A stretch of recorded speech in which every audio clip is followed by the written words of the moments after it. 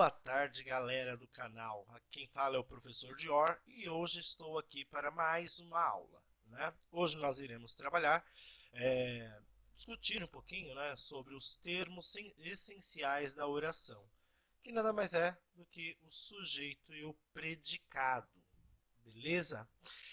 O objetivo desta aula, né, eu coloquei aqui os principais objetivos, que é reconhecer em textos, né, o verbo como o núcleo das orações, identificar em textos de diferentes gêneros a estrutura básica da oração.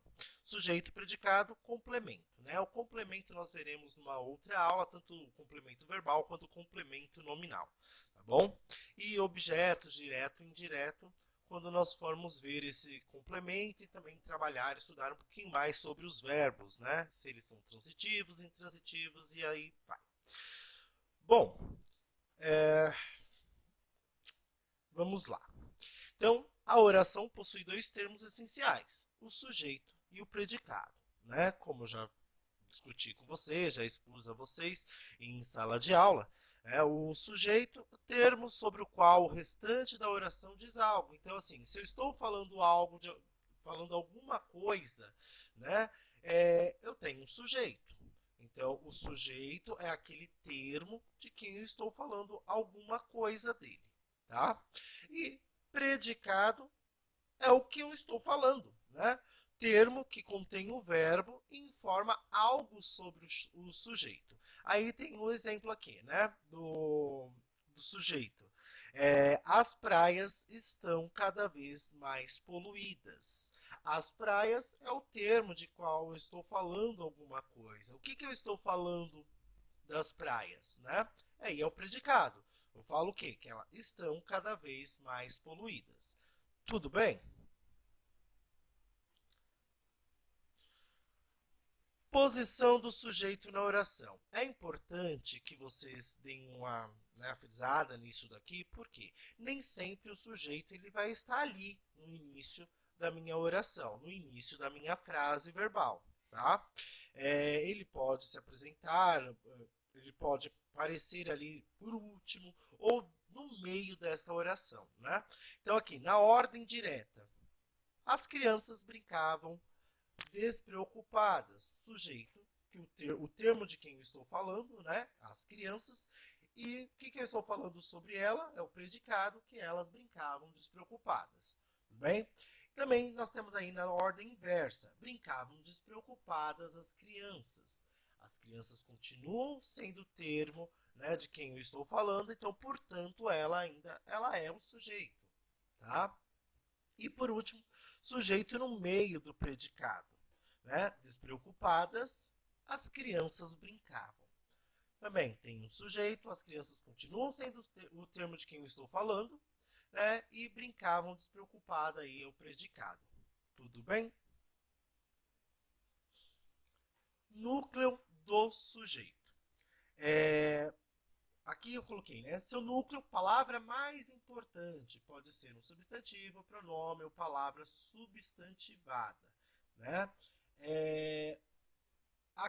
Dentro do meu sujeito, o termo, né, a palavra que destaca, que é relevante, né, é aquela palavra, o que eu estou falando algo dela, né, isso é o núcleo do meu sujeito. Por exemplo, o Jeca Tatu de Monteiro Lobato fez tanto sucesso quanto os Fradinhos de Enfio lançou nas páginas do Pasquim.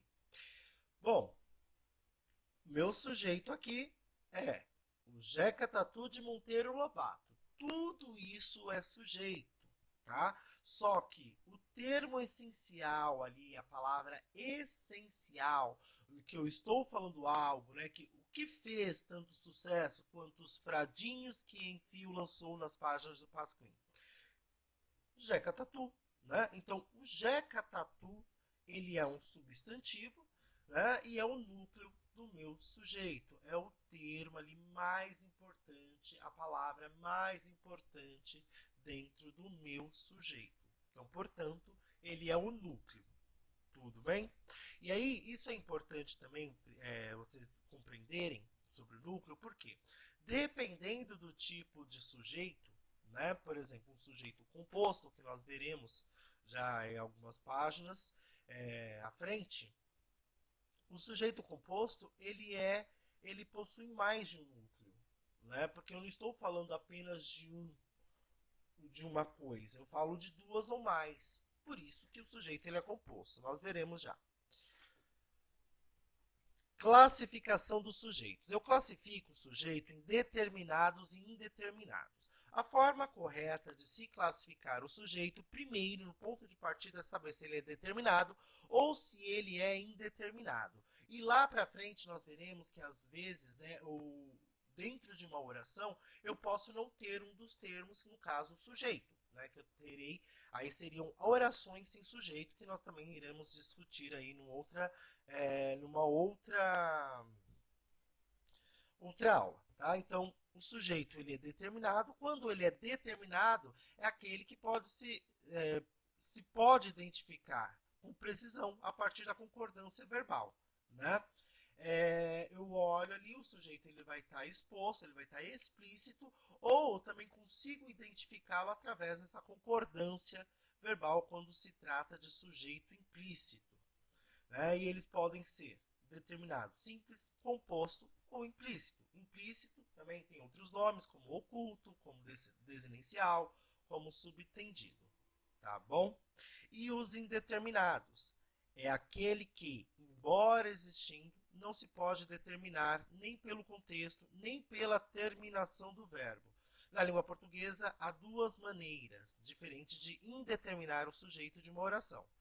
A primeira é com o verbo no plural, na terceira pessoa do plural, ou com o verbo ativo na primeira pessoa do singular, mais o pronome se, pronome ou partícula se. Tá? Só que assim, ambos eles não podem estar se relacionando, estar relacionado a um nome. Né? No momento que eles passam a ser relacionados, eles estão relacionados a um nome, eles deixam de ser indeterminados e passam a ser determinados. Sujeito determinado. Simples. Apresenta apenas o núcleo. Lembra do núcleo que eu falei, né, numas slides anteriores? O núcleo ligado diretamente ao verbo. Por exemplo, a rua estava deserta. A rua é o meu sujeito, né? E estava deserta é o predicado. Então, rua, o núcleo do meu sujeito. E outros exemplos, né? Os meninos estão gripados. Todos cantaram durante o passeio. É importante que vocês não relacionem o sujeito simples com algo que esteja no singular, tá? Existe essa confusão, né? Às vezes pessoas acreditam que por o substantivo, né, que está aí indicando o sujeito, por ele estar no plural, ele passa a ser um outro tipo de sujeito não simples. E isso é uma inverdade, tá? Ele pode estar no singular quanto no plural, tá bom? E vocês vão ver a diferença. E o composto ele apresenta dois ou mais núcleos ligados diretamente ao verbo. Por exemplo, tênis e natação são ótimos exercícios físicos. Tênis, natação. Tenho dois núcleos, portanto, meu sujeito ele é composto. Outro exemplo, jogadores e torcedores reclamaram da arbitragem. Também tenho jogadores, torcedores. Essas duas palavras são dois, cada uma representa um núcleo, né? Então nós temos dois núcleos nessa frase. Portanto, o meu sujeito ele é composto. Tudo bem? E também como sujeito determinado nós temos o implícito, né? Implícito ou subtendido ou oculto, né? Ou desinencial, tá? Ele ocorre quando o sujeito não está explicitamente representado na oração, mas pode ser identificado sem nenhum problema a partir da desinência verbal, tá bom? Então, qualquer dúvida referente à desinência verbal, vocês podem dar uma olhada aí no caderno de vocês, que vocês têm matéria sobre isso, né?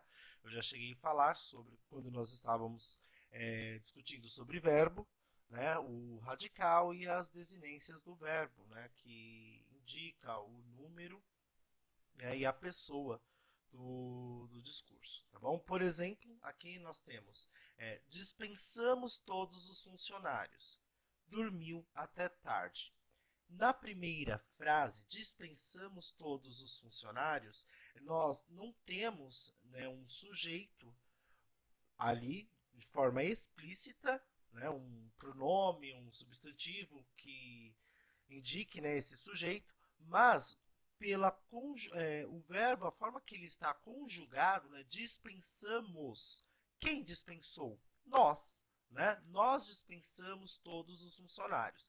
Não está explícito, mas eu consigo compreender que está se referindo à primeira pessoa, né, do plural, que seria nós, tá bom? E na segunda frase, dormiu até tarde.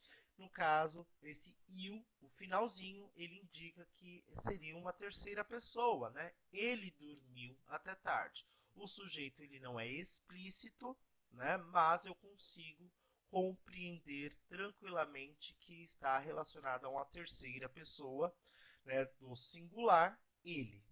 Tudo bem? Bom, nessas orações, os sujeitos são implícitos e determinados, pois são indicados pelas desinências verbais, no caso do primeiro, mos, e da segunda frase, iu. Agora vamos para o sujeito indeterminado. Né? O sujeito indeterminado, nós temos aqui, ele ocorre, né, em dois casos. O primeiro é com o verbo na terceira pessoa do plural. O verbo é colocado na terceira pessoa do plural sem que se refira a nenhum termo identificado anteriormente. Foi isso que eu falei alguns slides atrás, né? Ele só vai ser indeterminado se não houver nenhum termo identificado anteriormente em alguma frase anterior, tá bom? Nem outra oração, como eu coloquei aqui. Por exemplo, procuraram você por todos os lugares. Eu sei que alguém, né, pessoas praticaram, mas quem exatamente eu não tenho como identificar isso daí. Em outra frase, estão pedindo seu documento na entrada da festa. Estão pedindo quem exatamente, não sei. Pode ser uma pessoa que está ali no momento, ou pode ser outra pessoa que estará no momento qual você vai passar aí pela porta, né, da festa. Tá bom? Então, assim, estão pedindo seu documento na entrada da festa, também, essa parte que está ali destacada, estão pedindo, né, o verbo estar, né, conjugado aí na terceira pessoa do plural, estão, ele faz com que a minha frase, né, o meu sujeito, ele seja indeterminado nesta minha frase. Observação. Quando o verbo está na terceira pessoa do plural, fazendo referência a elementos explícitos, no caso, eles estiverem fazendo referência a alguma coisa, né, algum nome, em orações anteriores ou posteriores, aí o sujeito ele passa a ser determinado e no caso da frase, né, ele apenas aparece como um sujeito implícito, tá? Como o exemplo aqui. Felipe e Marcos foram à feira. Então, nós temos aqui nessa primeira frase, Felipe e Marcos foram à feira, o sujeito ele é composto, né? Nós temos dois núcleos aqui. Felipe, Marcos. Aí, tá lá, ponto, né? Então eu termino a primeira frase e depois eu começo a outra segunda frase. Compraram muitas verduras.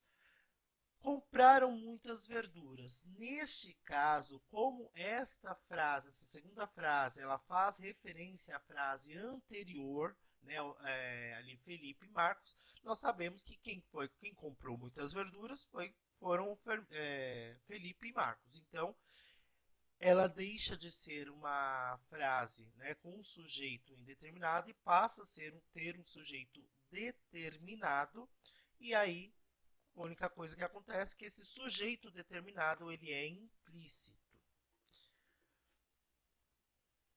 E no segundo caso, né, quando ocorre essa indeterminação do sujeito, é quando o verbo ativo na terceira pessoa do singular, ele está ativo na segunda pessoa do singular, seguido do pronome se, ou partícula se. Tá? O verbo vem acompanhado do pronome se, que atua como um índice de indeterminação do sujeito. Então, esse se faz, né, a partícula se, ele faz com que o sujeito ele passa a ser indeterminado. Tá? Essa construção ocorre com os verbos que não apresentam complemento direto. Isso nós veremos posteriormente na outra aula, né, quando nós formos ver os verbos transitivos e objeto, direto, indireto, enfim. Mas, aqui os exemplos. Vive-se melhor no campo. Vive-se melhor no campo. Qualquer um pode viver melhor no campo. Então, assim, eu sei que a pessoa pratica, uma pessoa pode praticar essa ação, né? Sem nenhum problema. Porém, ele é uma pessoa indeterminada. Eu não consigo determinar. Pode ser eu, pode ser você, pode ser qualquer uma pessoa, tá? E no segundo caso, precisa-se de técnicos em informática. Então, também ocorre aí a indeterminação do sujeito por conta, né, dessa partícula aí se. E no outro caso, no casamento, sempre se fica nervoso. Né? Nós temos aí o verbo de ligação. Né? Também pode ser qualquer uma pessoa, né, que venha praticar isso daí, e o que está sendo exposto pelo verbo. Então, e a partícula se, ela acaba indeterminando o nosso sujeito, tá? Bom, por hoje é só, né? Nós temos aqui nossas referências, né? Eu gosto, né, de expor as referências, qual eu busquei. Né? Vocês podem acessar esse site que está aparecendo aí, caso tenha dúvidas, caso queiram aprofundar um pouquinho mais, apesar que eu acho que neste momento não há necessidade de aprofundamento, tá bom? Nós vamos discutir bastante referente a esse tema, né? Os termos essenciais da oração, tá? Bom, por hoje é só. Abraço e até a próxima aula.